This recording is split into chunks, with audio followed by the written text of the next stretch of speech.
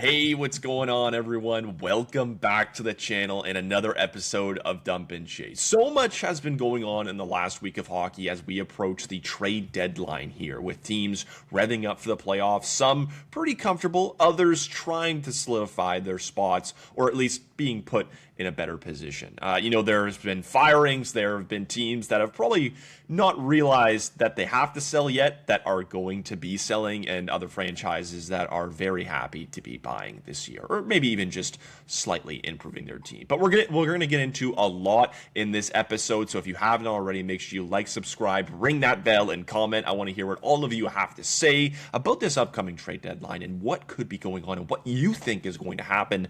I'm really interested to see what all of you think. So let's not take up any more time. Let's get right into the video. And first, I want to start off with the firing of Jim Hiller in LA. Now, he had been with the Kings for a bit now. It hadn't been too long, but this is when he was taking over from Todd McClellan being fired. That was back in February of 2024. So he did have some time to kind of mesh with this team, see how things were fitting. But yeah, he was let go on Sunday. DJ Smith will be the interim head coach for the LA Kings as of now. And look, I don't want to say this was the real problem of the LA Kings, because at the end of the day, there's a lot of problems with the LA Kings. They always have been a very mid team. Even when they had made the playoffs, they were never going to be one to threaten for the cup. They never really had the pieces all around to be able to do that. And we're kind of seeing that now with, one, their injuries don't help. I mean, when Kevin Fiala goes out, as you bring in another piece in Artemi Panarin, Andrei Kuzmenko, he gets hurt, so he's going to be out for, I think they said, 4 to 6 weeks at least. Yeah, it's a tough spot to be in if you're the LA Kings. Now, if you're Jim Hiller, you do have your coaching kind of record here and saying, okay, yeah, I put them to 48, 25, and 9 last season. When I took over, they went 21, 12, and 1. But this year, 24, 21, and 14.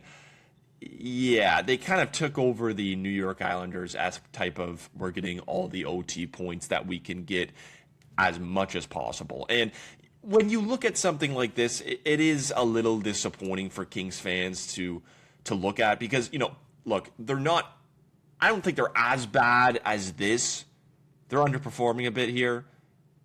But I think it is bringing upon a bigger picture of what needs to be improved on, right? Like, they lack scoring. And that's why they brought in a guy like Artemi Panarin. But when you sit at 1, pretty much at 19th for most shots generated, your power play is at the bottom of the league. And yeah, Artemi Panarin has only been here for a bit, so let's just see if that improves. But again, still not great.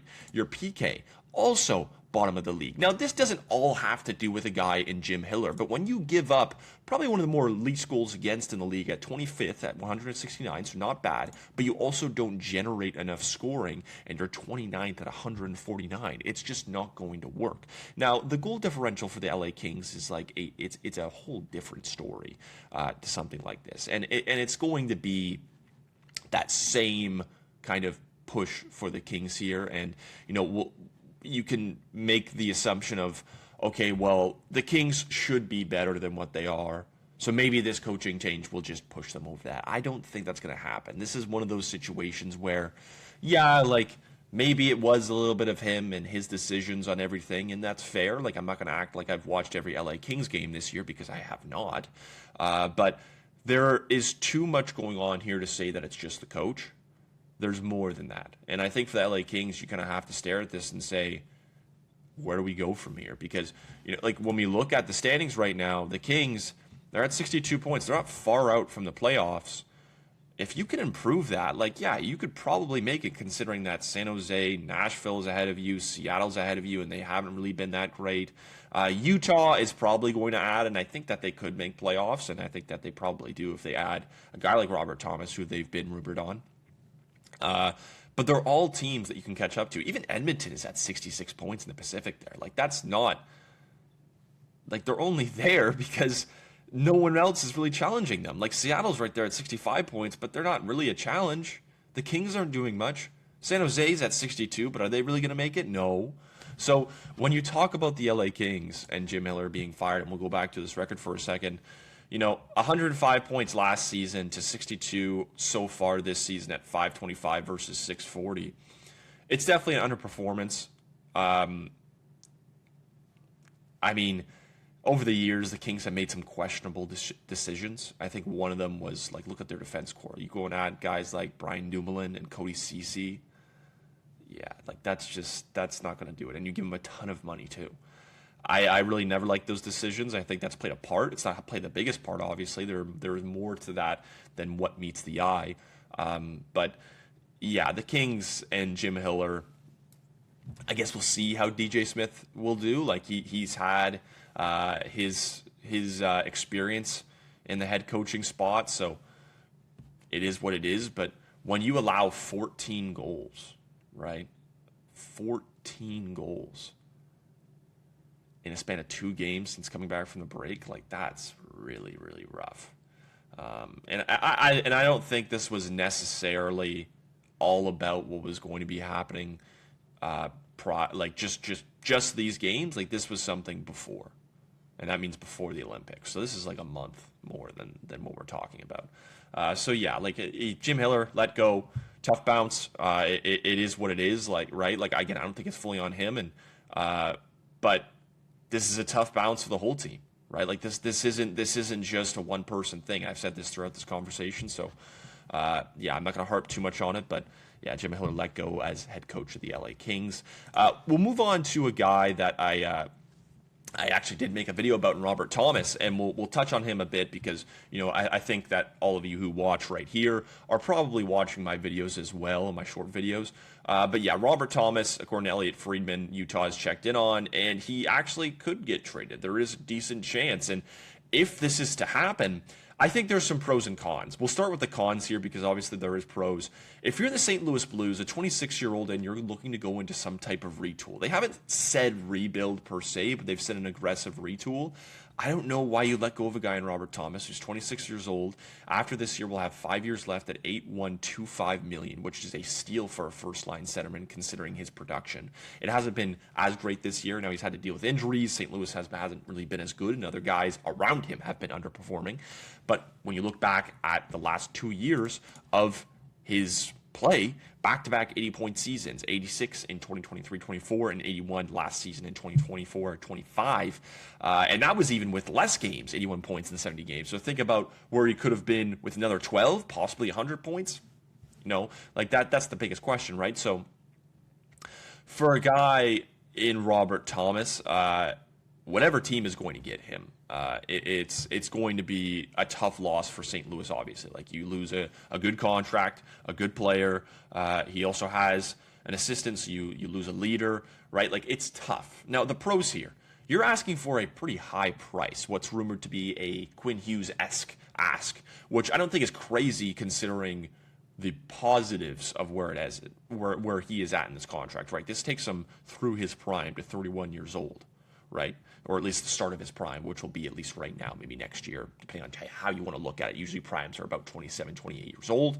But yeah, like, Robert Thomas is a good player. And if you're going to get him and you need help at the center position, like Utah does, you can't keep running Barrett Hayton as your 2C, then yeah, this is where you need to go from, like, very much. Now, there are other teams that need to do this. Minnesota is one of them. Detroit is another. I don't see Steve Yzerman going after a price like this, but with Bill Guerin, having a guy like Quinn Hughes, you might want to go and get a pretty big piece like this to push yourself over the top, per se.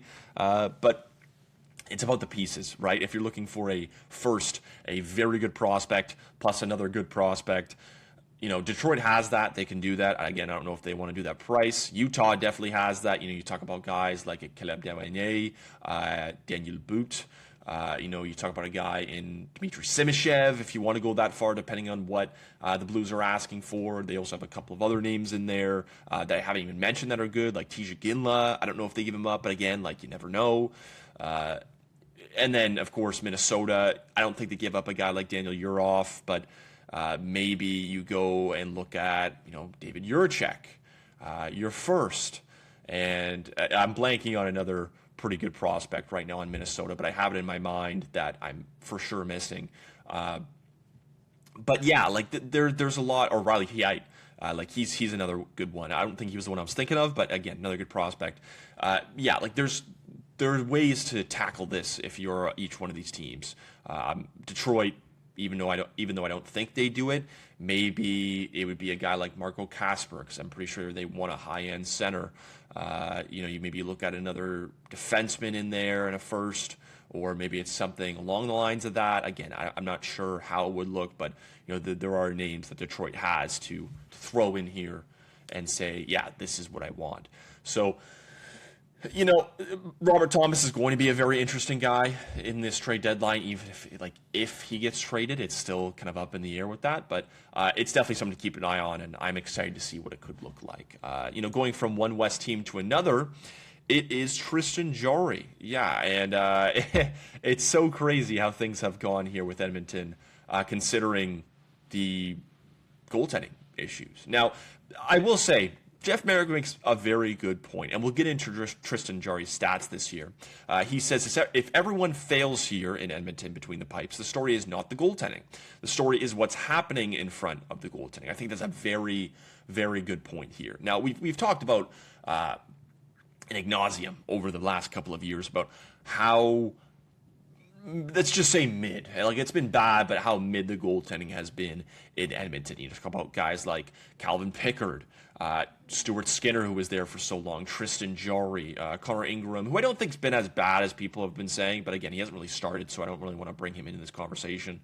Even if we go as far as back as a guy like Jack Campbell when they gave him that contract and how bad he's been. Now, for a guy like Tristan Jarry, yeah, it has not been ideal for him and everything that's kind of gone on. But again, when we look at his stats this year for the Edmonton Oilers, an .864, 6-4-1, a .385 goals against in 12 games this season. Before coming to the Edmonton Oilers in Pittsburgh, he was a .909, 9-3-1, .266. Now, that is concerning, because we've always known that the Edmonton Oilers are a very run-and-gun team. They will put you in a spot to try and put you behind with how much that they score. But when you talk about Tristan Jarry, right, if you go from a .909 in virtually the same amount of games, now it may be different opponents, but the same amount of games in this way, to the Edmonton Oilers, who are looked at as a better team and should be a better team and should be able to perform better in front of their goaltender, and he has an .864, more goals against, less minutes, which is also concerning, considering that he still has a better save percentage and better goals against in that time. It's something to look at, for sure. And when we look at his advanced stats here, now this combines both of his time in Pittsburgh and Edmonton, right? So it isn't going to be a full look. But when he's in the 50th percentile in all locations, right, towards NHL average, so he's below average there. Above average in all locations, and high and mid range and long range, or not in long range. Sorry. You kind of get a little mixed up, right? Like, you look at this and you say, like, what Tristan Jarry are we going to get? But when we go back to Jeff Marek's point, if this continues like this and we keep harping on the fact that it's the goaltending, someone's got to trade. And I'm guilty of it, talking about Jordan Binnington possibly going to the Edmonton Oilers. There is that talk that it probably should be improving the defense. We talked about this for a while with the Toronto Maple Leafs, and they didn't have the same kind of, bad luck with goaltending in terms of it has to be the defense, but there was always that talk about, the Leafs need to improve their defense. They need defensive defensemen. And the Oilers, they've been rumored on a couple of guys, and in Justin Falk, one of them, another Leaf, or a Leaf, in Oliver Ekman-Larsson, who I think would be a good addition to that back end and probably would help, especially with a puck mover and a guy that can be stable in that top four or bottom pair, depending on where you want to put him. But yeah, Marek makes a good point in saying that it can't always be the goaltending. It can't always be his fault. Like, when you look at the drop-off from Pittsburgh, who's supposed to be this worst team, but different systems, to the Oilers, and the numbers are drastically worse. Tristan Jarry has been a pretty inconsistent guy over the last couple of years, but like that, I don't know. That's concerning. That's concerning to me. So, yeah, it is a good point by Merrick, and I think that's one to keep an eye on at this trade deadline and how things will look. But yeah, like it's gonna be interesting to see how they do that. But what's also been interesting is the Buffalo Sabres. Ever since the Olympic break stopped, the Sabres, they have been good. You know, they win against the Tampa Bay Lightning 6-2. They win against the Florida Panthers 3-2. So they sweep their Florida trip. They go and now are at 76 points in 35 games. Have 35 wins, 19 losses, and 6 overtime losses. And when we look at the Buffalo Sabres altogether in this playoff race, who would have thought they'd be here? Stellar at home, 17-8-3. On the road, not too bad either, 18-11-3. 3 wins in a row, 7-2-1 in their last 10. Obviously, that dates back to prior to the Olympic break. And the Habs, they're quite behind, or not quite behind them. They're a point behind them. The Red Wings, they're 2 points behind them. It's a close Atlantic. Now, for the Sabres, you know, when you look at what you want to add to this team, where do you want to start, right? Like, where do you want to start with the Buffalo Sabres? I think, one, you probably have to look at their depth, right? Like, Tage Thompson, Oslin, Norris, McLeod, Kulich, Krebs, all of these guys, good to have down the middle. You know, their wingers, Benson, Greenway, Malliston, Zucker, Doan Quinn, Rosen, Tuck. I think there is something to be said about adding that top 6 winger side, or even just someone in the bottom 6 to stabilize, some type of veteran presence perhaps. I think there is that talk to have. I think you could also say maybe the defense. You know, I think that Matthias Samuelsson has taken a nice step this year. I'm not sure if Connor Timmins is back yet. I'm not. I think he still might be hurt. We'll take a quick look at that. It looks like it's just Danforth and Greenway. So yeah, he is back, but maybe you look at getting some of those bottom 6 pieces, maybe even a top 4 guy back, depending on how you want to look at it. You know, we've had those talks with Bowen Byram, but Rasmus Dahlin, Michael Kesselring, Owen Power, right? Their defense is good. I would say it was good, but there's always parts to improve. I think you can also talk about the goaltending, right? Like, Alex Line has been great this year. Ukko-Pekka Luukkonen, it sucks they had to miss the Olympics, but you know, he's been good. Colton Ellis, they've also carried him. I think for the most part he's been good. Yeah. So when you look at what the Sabres maybe need to add, I think there's a couple spots that you could look at here. But do you want to change too much? I think that you have to be aggressive, considering that this fan base is starved for playoffs, and they have not seen that in a very long time.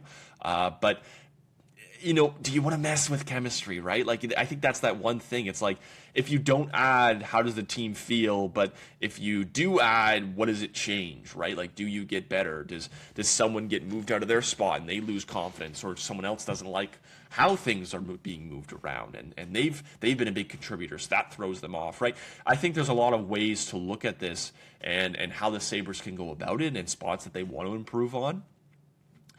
In terms of a guy like Alex Tuck, I think there's a lot of talk about maybe moving him because they haven't done an extension yet. That's not going to happen. I think the Sabres will keep him, and they're going to keep pushing away at contract talks, whether that means he wants 10, 10 and a half, 11, whatever it is, or even more, considering of how other contracts have gone.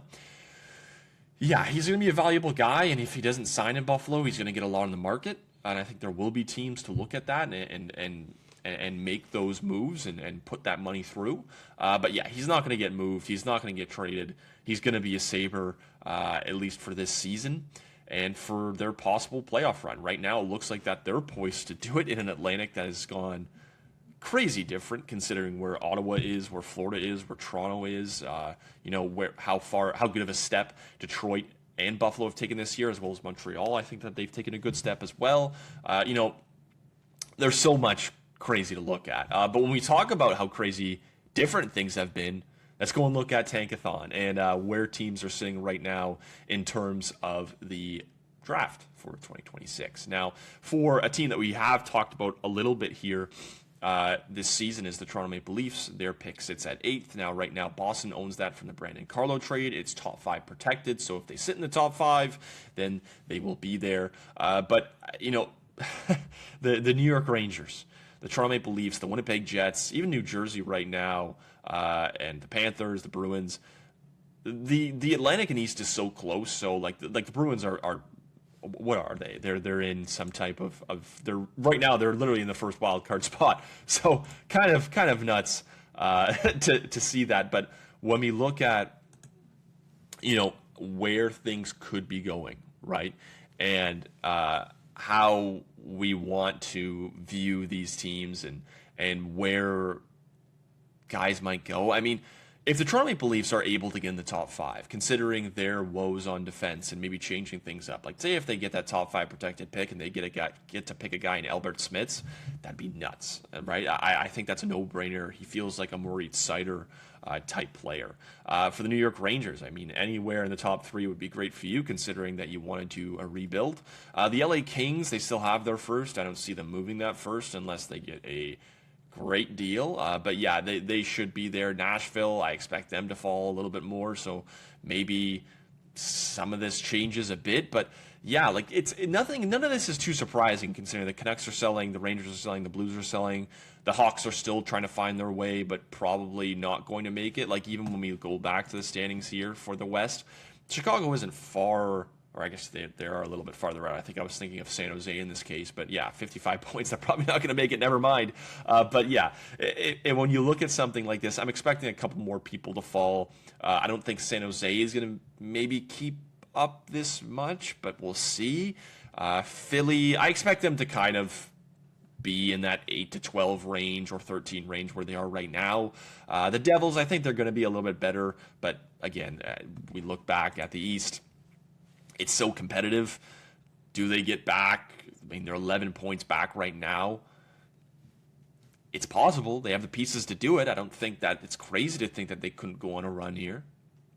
But when you sit at, 15 out of 16 in this East, it's kind of tough to look at for them. But yeah, there are a couple of teams here that really don't surprise me. To be honest, like I mean, Toronto, with their pick going to Boston is surprising for me because I didn't think they were going to be as bad. I thought they were going to be a little bit worse, but not as bad. Winnipeg definitely a little bit surprising, not too much now, but if you looked at the start of the season, yes, same as the Devils. Panthers for sure. I mean, they were kind of a wild card in this case just because, you didn't start off with a Kachuk or Barkov. Those are two big pieces, right? They've had injuries throughout this season. Do they make it? I mean, they haven't put Barkov on any type of long-term IR to get his cap space back, so I think they're expecting him to come back. And again, when we talk about this in an East that's so close, right, they're not terribly far out. They're 8 points out. Again, with Florida, you could make that move. So we'll see how that goes, especially with the rumors of a guy like Bobrovsky possibly being moved. So, yeah, that's a quick look at the Tankathon here for the 2026 draft and how teams may be faring this year. It's going to be interesting, and I'll definitely keep an eye on it. The Vegas Golden Knights, they have been such an interesting franchise this year for many, many reasons, but specifically because of how bad, I guess, that they've done. 28, 18, 14 for 17 points on the season. They somehow sit first in the Pacific with just that record, which is wild. 3-5-2 in their last 10, losing 2 in a row. Yeah, it hasn't been the most ideal year for Vegas. Now, when they came back from this Olympic trip, they were missing 5 of their big-time regulars, the most notably in Jack Eichel and Mitch Marner. And, of course, you don't have guys like Shea Theodore and many other names. Like, it is a interesting spot for Vegas to be in, to be honest, and still somehow be in first, especially with the Ducks, who are a -7 goal differential in second, the Oilers, who are in third at 66 points. The West has been so terribly bad, like outside of really just outside the central top 3. To be honest, the Habs, Stars, and Wild, they're all big-time contenders and have played very well, especially Colorado in this case. But yeah, Vegas, it hasn't worked out great. Like, when you look at who's been their top guys, like Dorofeyev, he's still scoring. Jack Eichel in assists, Jack Eichel in points. But goals for versus goals against, maybe a little too high to too or just right, I guess, for the Vegas Golden Knights, right? Like their power play, 25.6%, their penalty kill at 80.6%. It's so odd for the Vegas Golden Knights and like what we're looking at here for them. At the end of the day, I think there's a couple of spots that you could probably look at for Vegas. You know, they've been rumored on a guy like Jordan Binnington for their goaltending, considering of how bad Adin Hill has been this year. You know, he didn't start off great. He was out with injury, came back, still not great. Carter Hart, he's injured, but even when he was playing, he wasn't amazing. Akira Schmid has really had to carry this goaltending, and honestly, hasn't been terrible where, you know, I guess you were hoping he would be, right? The versus whatnot here for a guy like Akira Schmid. But yeah, the Vegas Golden Knights, I mean, 14-8-7 at home, 14-10-7 away. Like, they've still just kept above water here. Those overtime points have really sustained them. Like, I mean, if 7 of those games even go either way, like, you're looking at a completely different team right here. You pick up an extra point, an extra 7 points in those spots. You bring up your wins to just say 35 here, or you bring up your losses, right, to 25. Like, it's crazy where the Vegas Golden Knights could be and where they could be sitting in each spot. But yeah, like there's so many teams in the West right now that you look at and say, yeah, it's just not happening for them this year. Like the LA Kings very much could be going that way. Winnipeg Jets very much could be going that way. I was expecting St. Louis to be a lot better. If you remember my video at the start of the season, did not go their way. Utah, I mean, like they're better. I think they're kind of where everyone expected them to be. Seattle's a little bit better than I think everyone expected them to be. Edmonton's worse. Anaheim's better. The West has been so odd. This whole NHL season has been so odd for where guys have kind of been sitting. But yeah, I wanted to touch on Vegas for the last point there because it really has been an odd time for them, and there has been many other teams as we scroll up and down these standings here on the Monday morning. But yeah, Vegas specifically, it's been interesting to see how they have fared. I think they'll make playoffs. I mean, that's not really a question.